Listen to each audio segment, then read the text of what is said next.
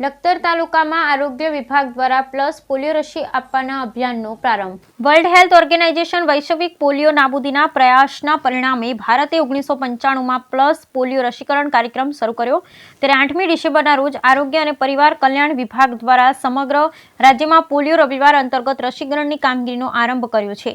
ત્યારે લખતર તાલુકા હેલ્થ કચેરીના તાલુકા આરોગ્ય અધિકારી ડોક્ટર હાર્દિકભાઈ ચૌહાણના માર્ગદર્શન હેઠળ વણા, તલસાણા, વિઠ્ઠલગઢ અને ઢાંકી પ્રાથમિક આરોગ્ય કેન્દ્રો દ્વારા તાલુકામાં 10,173 જેટલા બાળકોનું જુદી જુદી 85 ટીમો બનાવી 170થી વધુ કર્મચારી દ્વારા 42 બૂથો પર બાળકોને પોલિયોની રસી આપવાની કામગીરી હાથ ધરવામાં આવી.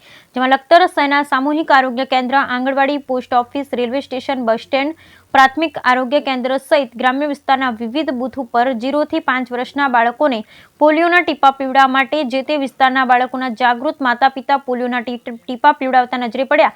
ત્યારે લખતર શહેર તેમજ ગ્રામ્ય વિસ્તારમાં મહાનુભાવોના હસ્તે પોલિયોની રસી પીવડાવવાના કાર્યક્રમની શરૂઆત કરવામાં આવી.